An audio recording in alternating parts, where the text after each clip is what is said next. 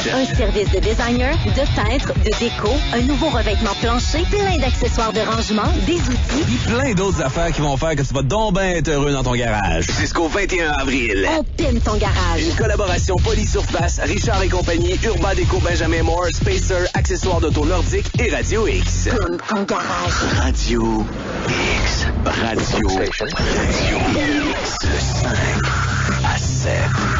Avec DH. Radio X.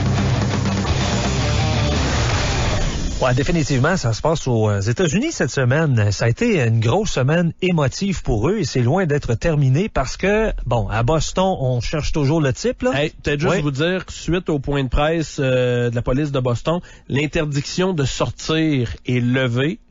Par contre, on pense encore que le suspect est au Massachusetts. OK, mais on n'assure plus ou on ne croit plus qu'il soit nécessairement dans le fameux quartier. Ouais, là. c'est ça. On ne demande plus aux gens de dire « reste à la maison, sortez pas ». L'interdiction de sortir a été levée.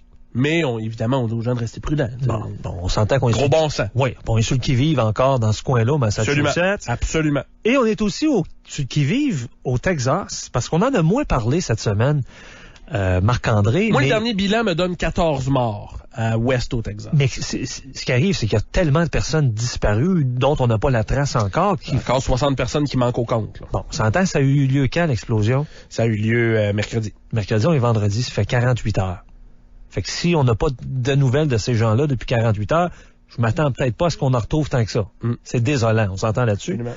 On va aller jaser avec une personne qui est à Boston et on va aller jaser avec une personne qui est au Texas. On regarde pas les dépenses ce soir. On veut s'informer. Serge Grégoire est au Massachusetts. Bonjour, M. Grégoire. Oui, bonjour. Oui, restez là. Et Julie Lesage, avec qui on correspond de temps à autre, est au Texas. Bonjour, Julie. Salut. Oui, on va commencer par toi. On en a entendu parler moins ici dans les médias au Québec de ce qui s'est passé au Texas parce que c'est vraiment Boston qui attire toute l'attention. C'est à quelques heures d'ici, mais ce que vivent les gens du Texas, c'est gros, là. Parle-nous-en un peu. Je sais que tu as fait quelques recherches pour nous, Julie. C'est pas la première fois qu'il y a ce genre d'explosion dans une entreprise où on a c'est des produits chimiques, c'est ça? Oui, c'est ça, c'est des fertilisants. Là. Il y avait déjà eu une explosion comme ça dans le même genre. Si on regarde les vidéos qu'il y avait, puis en plus, c'était vraiment des vidéos en noir et blanc. C'est en 1947. Ça avait tué 581 personnes, entre autres, tous les pompiers qui étaient sur place, sauf un. Et donc, là, ce qu'on voit, c'est que c'est à peu près la même chose, mais on n'a pas, c'est vraiment pas médiatisé. C'est médiatisé localement, mais on voit rien. Moi, j'écoutais Fox News aujourd'hui, j'essayais d'écouter CNN, tout ça. On n'en parle pas. Et j'ai l'impression que ça peut être frustrant dans une certaine mesure ce que vous vivez là, parce que c'est encore plus tragique. On parle de 14 ou 15 morts, le Mal nous a donné le chiffre. Mais on dit 14, mais Julie, au Texas, est-ce que le bilan est à 14 aussi? Présentement? C'est ça. Il y a des sites qui disent à peu près, ils disaient 35. Parce que le problème, c'est ça diffère beaucoup, là. Il y a plusieurs patients qui ont été amenés à l'hôpital, des grands brûlés qui sont vivants mais pas reconnaissables. Ouais. C'est grave ça là. C'est atroce. Bon, donc ces gens-là sont encore vivants, on est incapable de les identifier. Exactement. Donc il y a plein de gens qui sont manquants à l'appel. Mais on ne sait pas s'ils sont vivants à l'hôpital. Il y a plusieurs personnes. Tu sais, on peut penser. Je ne sais pas si vous avez vu les vidéos de l'explosion, les photos aussi. C'est gros, là. C'est vraiment big. Donc, ça l'a. Les gens qui étaient à l'intérieur, qui étaient en train de justement combattre le feu. Est-ce qu'il y en avait, justement? Est-ce qu'il y en avait qui étaient en train de combattre le feu? Est-ce qu'il y a des gens qui n'avaient pas encore eu le temps de s'éloigner? Il y a 25 maisons qui ont été complètement pulvérisées. Il y a eu un complexe appartement, je pense de 50 appartements aussi, même chose. Il a été complètement rasé. Donc là, c'est vraiment d'essayer de trouver des gens dans tout ça. Mais bizarrement, il n'y a aucune couverture médiatique. Ouais, le timing avec Boston fait en sorte que... Ben oui, c'est ça, les journalistes sont quasiment tous... Il y en a un qui c'est terroriste, là, puis l'autre, c'est vraiment un feu accidentel. Là, c'est pas quelqu'un qui est allé mettre le feu, je pense pas. Là.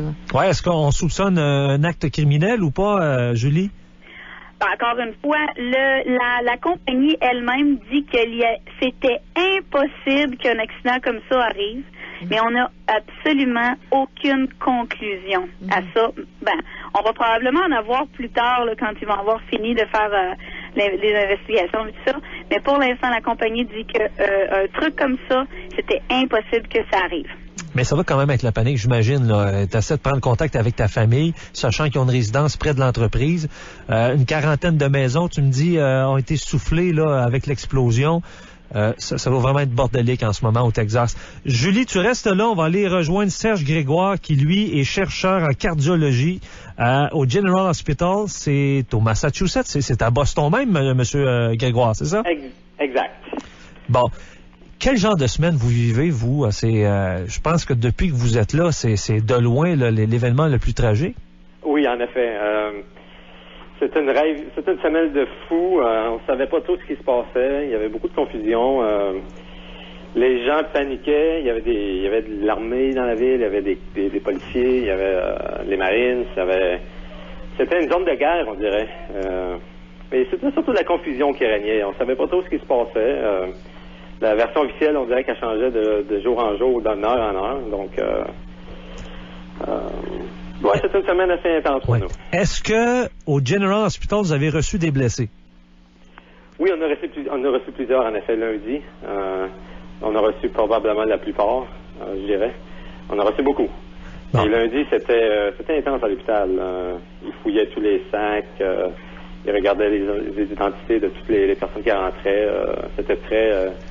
la sécurité était très présente. On dit que justement la crainte s'est installée à Boston. On le voit aujourd'hui, les gens ne sortent pas. On a fait des comparatifs de photos quand la ville est normale et depuis lundi, c'est désert dans les rues, c'est désert sur les ponts. Comment les Bostonnais, vous le vivez, là? Est-ce qu'il y avait moins d'achalandage aussi à l'hôpital? Est-ce que les gens vont préférer rester à la maison au lieu d'aller se faire soigner parce qu'on craint? En effet, il y avait personne dans les rues. Moi, j'étais à Boston aujourd'hui. J'ai dû prendre un taxi parce qu'il n'y avait pas de transport adapté. C'était vide. Et les personnes à l'hôpital ne pouvaient pas sortir. Ils étaient restreints à rester à l'hôpital pour cause de sécurité. Et tout était fermé, les magasins, les restaurants, les épiceries. C'était la panique générale. Et là, ça ressemble à quoi, votre confiance? Est-ce que vous iriez à un match? Parce qu'on disait que ça va affecter le sport, hein, surtout dans la région de Boston. Est-ce que vous iriez dans un match de sport là, en fin de semaine? Tout à fait. Ça, j'ai pas de problème. Je me sens en sécurité. J'ai aucun doute. Apparemment, c'est le suspect il est en fuite. Donc, j'ai confiance dans la police et tout. Donc, j'ai aucun problème avec ça. Ouais. Qu'est-ce que vous voyez dans les prochaines journées là, à Boston? Comment vous voyez ça? Comment ça va se passer, d'après vous, dans la prochaine semaine et dans le prochain mois? À mon avis, lundi prochain, tout va redevenir dans l'ordre et d'ici une semaine ou deux, la vie va reprendre et on n'aura pas oublié, mais on va reprendre notre cours de vie. Est-ce que vous sentez la présence forte des policiers en ville? Oh, c'était extrême. Cette semaine, il y en avait partout. Ils étaient armés lourdement avec des mitraillettes et tout. C'était un peu peurant, je veux dire. C'était une présence partout. C'était terrible. Là, je ne sais pas si vous êtes chez vous, mais je suppose que quitter le nid familial avec ce genre de situation-là, c'est pas évident, là. Sachant que les enfants et l'épouse sont à la maison, faut aller travailler, mais d'un autre côté, on dit aux gens de rester à la maison. Ça doit être insécurisant? Un peu, en effet. Mais moi, quand j'étais allé au travail ce matin, j'étais pas au courant de la situation. J'étais arrivé au travail et là, j'ai réalisé que j'aurais pas dû rentrer. Donc, c'est ça, c'est un peu peurant, surtout pour notre famille, nos amis. On a reçu beaucoup d'appels pour voir si on allait bien et tout. Donc, tout le monde est un peu stressé cette semaine. Bien, merci beaucoup, M. Grégoire. Bonne continuité dans ça, en vous souhaitant la sérénité dans les prochains jours. Exact. Merci beaucoup. Bye-bye, Serge Grégoire. Ouais. Julie, je reviens avec toi pour une question. Avec ce qui s'est passé, je sais que tu as suivi ton cours au niveau de la manipulation des armes. Ce qui s'est passé à Boston, d'après toi, est-ce que ça va relancer le fait que les Américains doivent s'armer? Parce que en ce moment, là, il y a une chasse à l'homme. Il y a des gens qui ne sortent pas de la maison, sachant qu'il y a peut-être quelqu'un qui peut venir sur leur terrain armé. Alors, j'ai l'impression que ça va consolider ce que la RNA veut faire.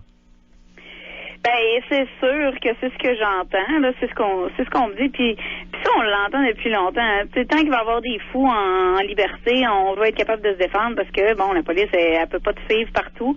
Donc, oui, je pense qu'Obama va avoir un petit peu de difficulté à faire passer ces lois de contrôle des armes.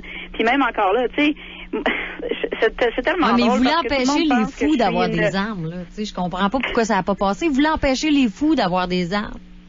Je comprends pas pourquoi ça n'a pas passé. Encore là, non, c'est pas ça. Là, ça a été vraiment repris, mais c'est faux. Ce qu'ils ont dit, c'est que ce qu'ils voulaient faire, c'est un background check. Contrôler, ben oui, avoir un certain contrôle, une certaine information sur qui achète quoi. Ben oui. Oui, mais on en a déjà de ça. C'est ça que les gens ne savent pas. On a déjà le background check. Faut, quand tu vas acheter une arme, c'est obligatoire pour toi de passer un background check puis te poses des questions sur ta santé mentale. Bon, tu peux bien répondre ce que tu veux. Mais ce qu'ils voulaient faire, en fait, c'était obliger les gens qui veulent vendre leur fusil aux voisins, de passer par l'État, donc c'est-à-dire d'aller faire un background check à ces personnes-là.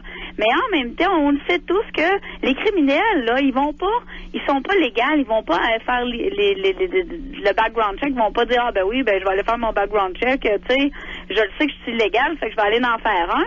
Donc, et c'est des coûts supplémentaires, ça engorge le système. Et même chose, si on demande aux fous, ceux qui prennent des pilules ou ceux qui ont des maladies mentales, on va jusqu'où? Qu'est-ce qui est considéré comme étant trop une dépression? Est-ce qu'on enlève les armes à feu de quelqu'un qui est dépressif? C'est-tu, Julie, moi, je suis peut-être un des seuls ici là, à l'antenne, peut-être un autre là, qui dit que, moi, je suis pour ça qu'on soit armé aux États-Unis, sachant les conditions du pays et tout ce qui arrive. Par contre, il me semble que c'est illogique qu'on puisse acheter une arme d'un coin de rue ou d'un dépanneur ou d'un Walmart là comme ça, ou dans des espèces de ventes ou de festivals, de je sais pas trop quoi, d'expositions là. Ça semble trop facile se procurer un fusil aux États-Unis par n'importe qui, n'importe quand, n'importe où. Ben pourtant, j'ai passé un background check. Je veux dire, ça a pris 3 jours avant qu'ils me reviennent avec la réponse. Je veux dire, c'est pas si facile que ça, là. Ben, c'est 40% des armes, je pense, qui sont vendues sans qu'il y ait de preuves ou de factures ou que ça s'achète là, sur un coin de rue. C'est ça qui a été sorti. Merci beaucoup, Julie. Ça m'a fait plaisir. Toujours un plaisir de te jaser. Bye-bye. On dirait que du Texas, Julie. Le problème, c'est que ça n'enraye pas le marché noir. Non. Peu importe les mesures qui sont prises, gouvernementales ou pas, ou tu sais, que ce soit limité, que ce soit les États qui le gèrent ou pas, ça n'enraye pas le marché noir. Ça, c'est la réalité. Puis, je veux dire,